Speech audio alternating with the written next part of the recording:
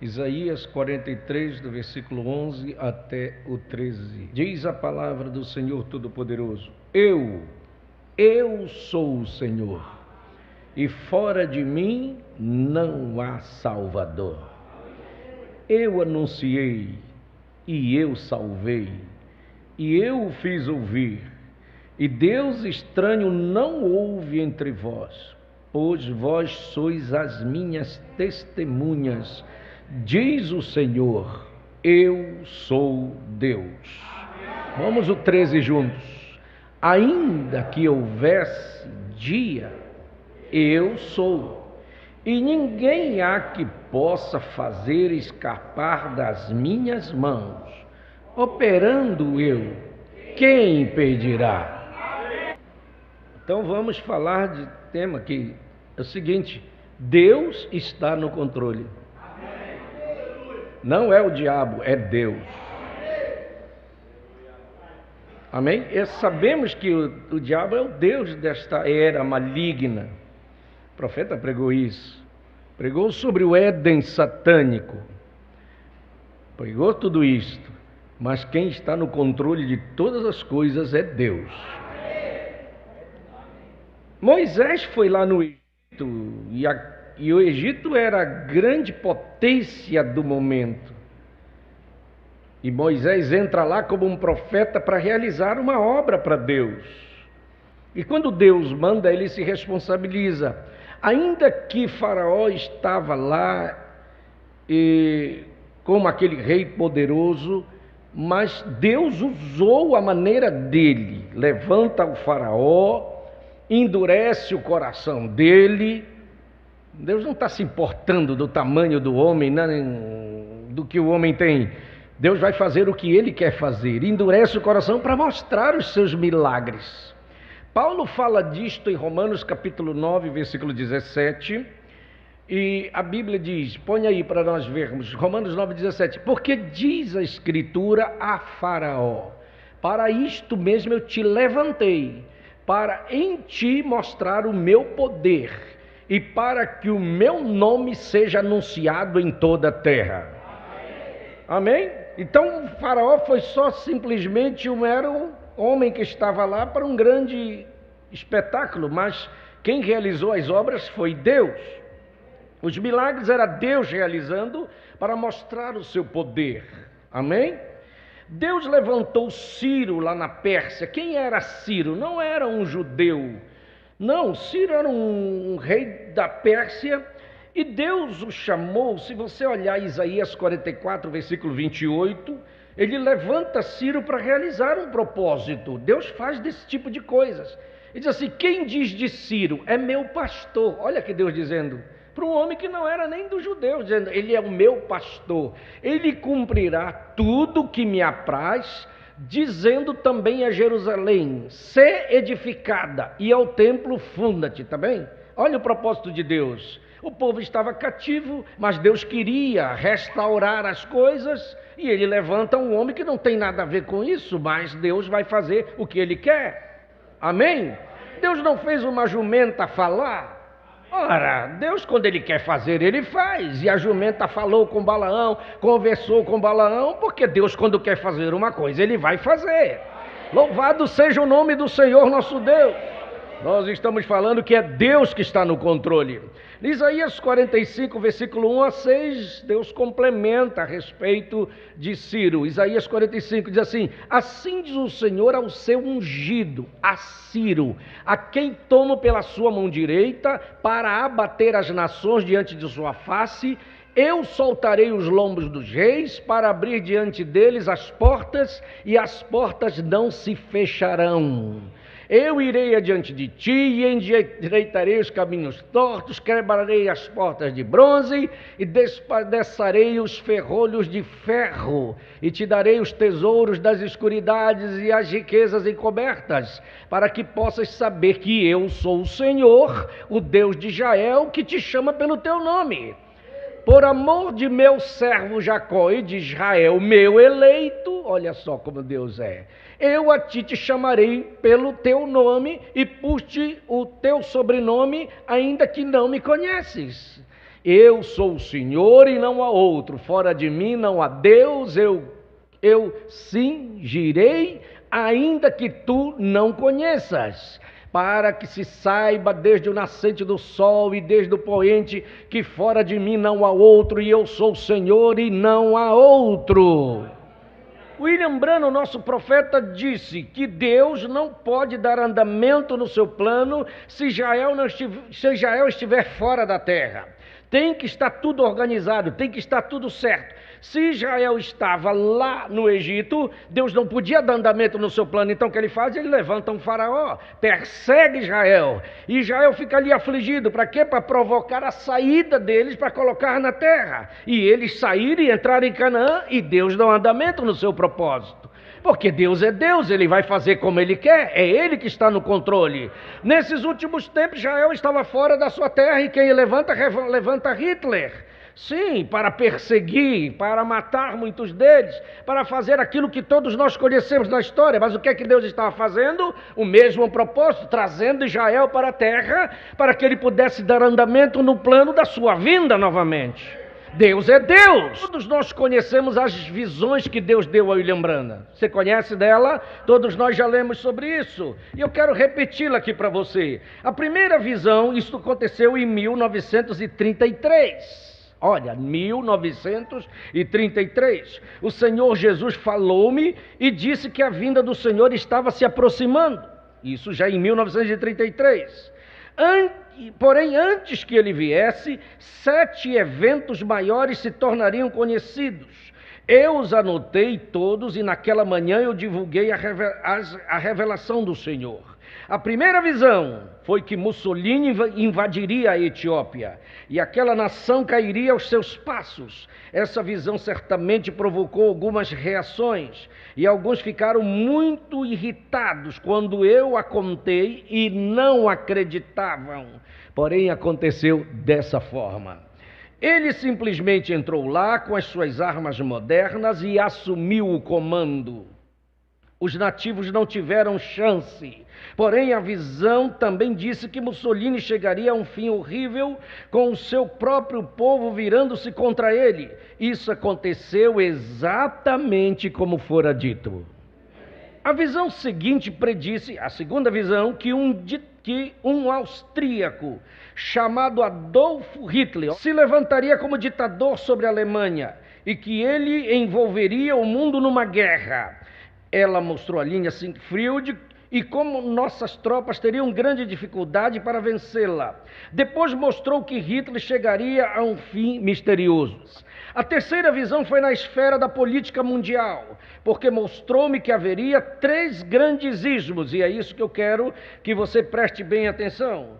Mostraria 3 grandes ismos, tá?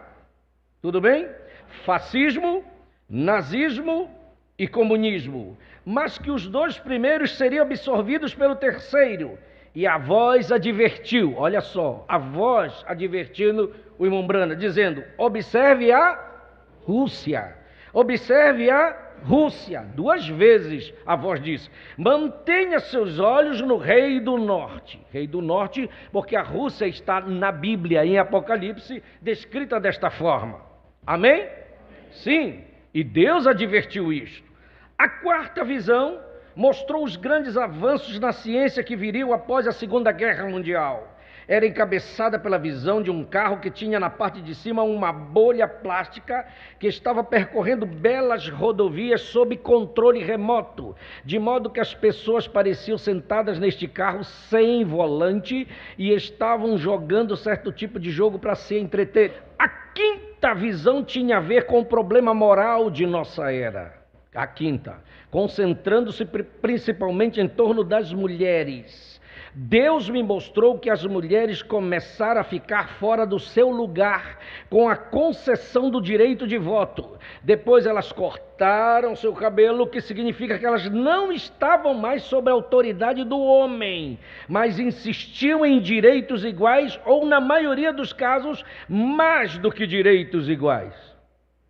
Isso aconteceu? Aconteceu? Ela adotou vestimenta de homens, isso em 1933, e entrou num estado de despimento até que o último quadro que viu era de uma mulher, nua, exceto por um pequeno avental do tipo folha de figueira. Com esta visão eu vi a terrível perversão e a condição moral do mundo inteiro. Então, na sexta visão, levantou-se na América a mais bela e, no entanto, a mais cruel mulher. Ela mantinha o povo sob seu completo domínio. Eu acreditei que isso fosse a extensão da Igreja Católica Romana, e eu vou explicar isso depois para você. Embora soubesse que poderia ser possivelmente uma visão de alguma mulher levantando-se com grande poder na América devido a uma votação popular das mulheres. Isso em 1933. Sim? Você crê que todas essas que eu falei até aqui têm se cumprido? Amém. Tem se cumprido? Amém. Tem a influência de uma grande mulher agora na América. Você tem que prestar atenção que a queda daquele homem que era um cristão, pelo menos, né, que é o Trump, e a ascensão deste ao trono agora, numa eleição que o mundo deixou a falar no mundo inteiro. E agora um sobe com afinidade, com uma afinidade com o Vaticano. Isso não são coisas para nós olharmos de qualquer maneira. Nunca esqueça que o nosso profeta pregou sobre as duas bestas. Uma que emerge da terra e outra que vem do mar. São duas. Sim? Amém? Mas ele deixou claro quem é aquela que emerge da terra, que emerge do mar, porque significa as nações. E ele identificou tudo, não deixou nenhuma dúvida sobre nós, da onde ela está. Sentada naquele trono, querendo parecer Deus. Paulo falou sobre isso em 2 Tessalonicenses capítulo 2. Capítulo 2 de 2 Tessalonicenses, versículo 1. Ora, irmãos, rogamo-vos pela vinda de nosso Senhor Jesus Cristo e pela nossa reunião com Ele. É isso que nós estamos esperando. Não vos movais facilmente do vosso entendimento, nem vos perturbeis, quer por espírito, quer por palavra, quer por epístola, como de nós, como se o dia de Cristo estivesse já perto. O que Paulo diz é que você tem que ter sua fé firmada na palavra. Ninguém de maneira alguma vos engane, porque não será assim, sem que antes, olha só, antes venha a apostasia. Não está vendo apostasia tanto agora? Nunca houve tanta apostasia como nesses últimos tempos. Apostasia, e se manifeste o homem do pecado, o filho da perdição, o qual se opõe e se levanta contra tudo que se chama Deus ou se adora, de sorte que se assentará como Deus no templo de Deus, querendo parecer Deus. Não dá para você saber quem é? Quem é que está sentado na cadeira lá, querendo parecer Deus, perdoando pecados, e as pessoas ainda dizem que ele é infalível? O único que é infalível é o Senhor Jesus Cristo. Versículo 5, não vos lembrais de que estas coisas vos dizia quando ainda estava convosco? E agora vós sabeis o que o detém. Por que ele não se manifesta? O mundo fica confuso. Dizem que é isso, dizem que é aquilo, fala o nome de um homem, fala de um presidente da nação, eles ficam confusos, mas você não está confuso. Você diz assim, mas por que ele não se manifesta? Porque tem um aqui que o detém. O que é que está detendo? É esse que está conosco, o Espírito Santo. Aleluia. Diz assim, porque já o mistério da injustiça opera, e está operando mesmo. Somente, aí Paulo repete, somente a um que agora resiste, até que do meio seja tirada. Por que está tendo esta guerra tão terrível lá na Ucrânia? E que as pessoas estão falando tanto sobre isso? Por que a Rússia está envolvida e despertando? Você sabia que a Ucrânia não é um país qualquer? Ela é uma grande exportadora de grãos de trigo, de milho, de cevada. O solo dela é um solo especial, escuro, tipo humus, que facilita a plantação. Você sabia disso? É muito fértil. Eles têm fábrica de locomotivas, motores de navios, geradores de energia. Quando ela se dissolveu ali, que dissolveu a República da Rússia, ela já tinha isto. Eles produzem também ferro, aço, produtos químicos. As minas fornecem manganês, carvão, minério de ferro, sal, enxofre e outros minerais. Você sabia que ele é um dos maiores produtores de petróleo e tem a maior reserva de gás do mundo, fornecendo mais de 40% de toda a demanda para a Europa. A Europa se beneficia disto. Hein? Veja, na mensagem, o anjo do Senhor,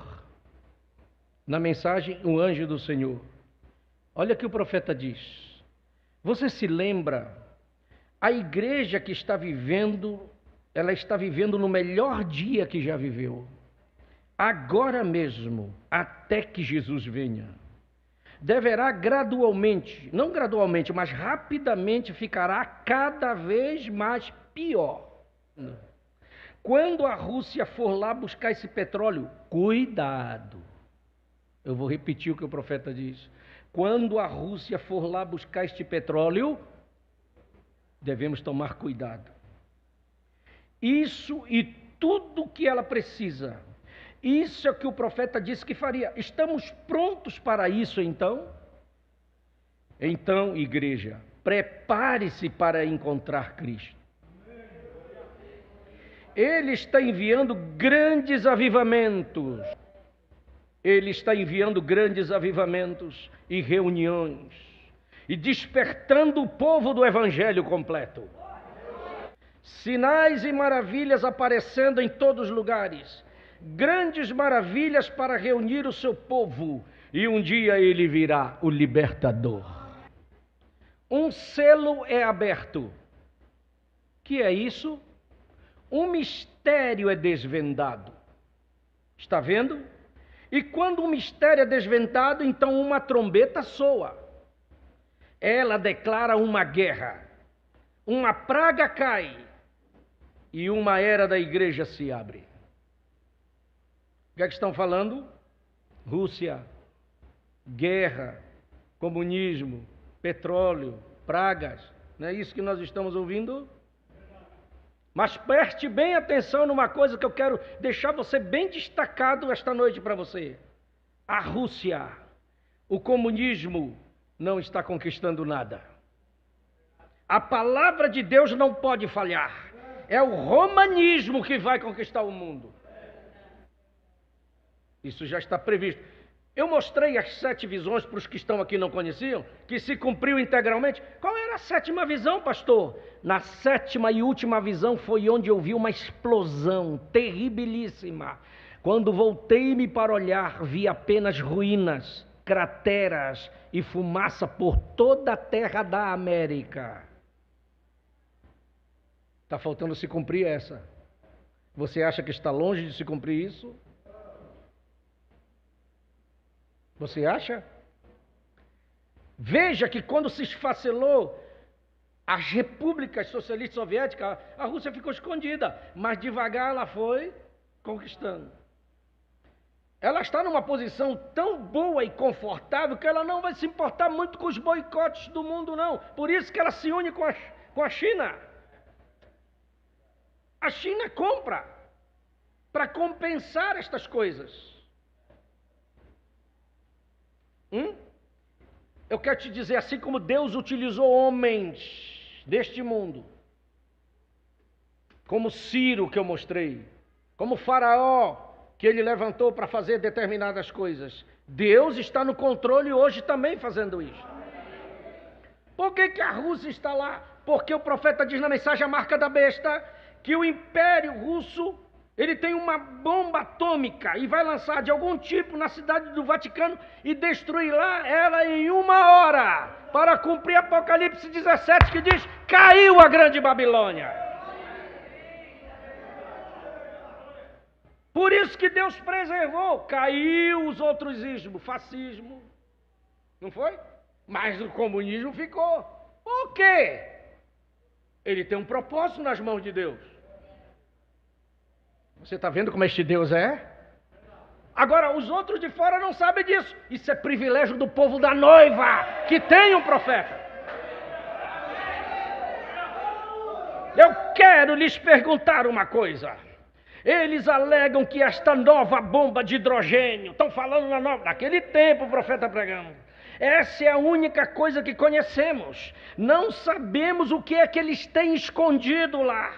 Mas eles podem estar em Moscou, na Rússia, o profeta diz, e definir uma hora certa pelas estrelas, para que uma bomba caia neste prédio e guiá-la por radar e posicioná-las para as grandes nações. Para cada uma tem uma bomba. E para as grandes cidades do mundo, eles apenas puxam um único cordão e lá sai ela do casulo. Alguém vai beber muita vodka um dia, e será isso. E cada nação está lhe dizendo: nós temos a mesma coisa. E uma bomba dessas vai aparecer na tela do radar de alguém um dia desses. E lá está ela. E isso pode acontecer antes do amanhecer. Mas antes que isso aconteça, a igreja irá para o rapto, para o alto. Está certo? Então se isso... Está certo? Então se isso está tão perto assim, quão perto está a vinda de Cristo, ela tem que ir antes que isso aconteça.